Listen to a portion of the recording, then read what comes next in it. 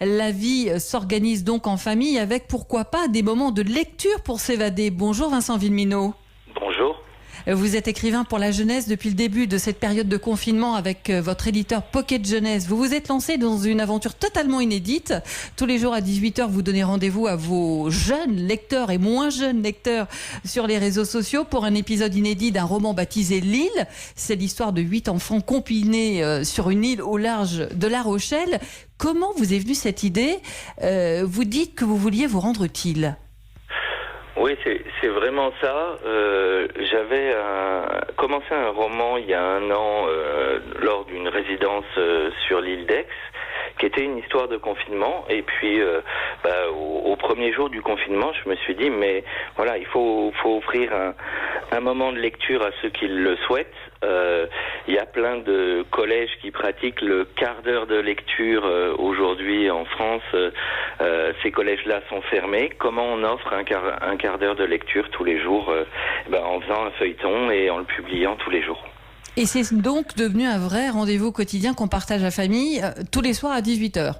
Voilà, le nouveau chapitre est publié chaque soir à 18h et on se retrouve à une petite centaine sur ma page pour le commenter ensemble, mais il y a quelques milliers de personnes qui le lisent tous les soirs en même temps et c'est un beau moment de lecture partagée.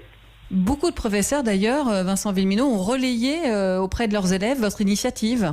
Oui, j'ai des échos des profs qui l'ont mis en ligne sur leurs espaces numériques de travail, là, que ce soit pour le CDI, pour des cours de français. Et effectivement, je commence à avoir des échos de collégiens et de lycéens qui le lisent tous les jours. Qui sont donc passionnés par ces 8 adolescents qui sont confinés sur cette île. Voilà, c'est 8 gamins qui se retrouvent un matin, le bateau n'est pas là pour venir les chercher et les emmener au collège sur le continent.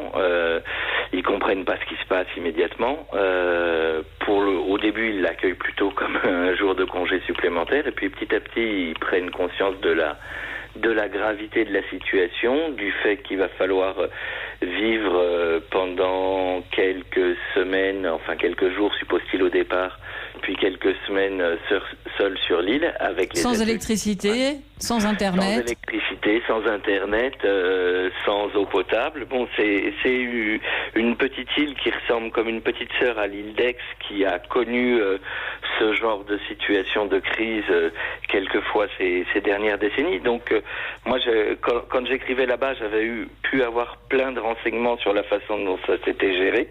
Ça me permet d'être relativement réaliste sur ce confinement un peu particulier. Ouais. Je crois que vous aviez 15 jours d'avance dans l'écriture. Là, maintenant, vous devez écrire la suite vraiment au jour le jour. Ouais, là, en fait, je me rends compte qu'un feuilleton, c'est pas du tout le même rythme qu'un roman. J'apprends sur le tas, donc j'ai pas mal coupé dans les pages que j'avais en avance. Et là, on est à 2-3 jours d'avance, donc c'est un peu tendu. Voilà, on essaye de se donner un peu de large, mais pour l'instant, on n'y arrive pas. Moi, il y a mon éditeur, il y a 3-4 personnes qui travaillent à temps plein quasiment sur le projet pour que ce soit techniquement super au point et que ça coince pour personne la lecture. Oui. Merci beaucoup Vincent Villeminot, je vous laisse parce que j'ai bien compris que si vous voulez être au rendez-vous pour la suite de L'Île ce soir à 18h, il faut que je vous laisse à votre création et on retrouve ce feuilleton quotidien sur tous les réseaux sociaux et c'est disponible gratuitement sur Facebook, Instagram, Twitter via un lien sur la plateforme Calaméo. Je rappelle que vous êtes aussi auteur de Nous sommes l'étincelle chez Pocket Jeunesse. Merci beaucoup.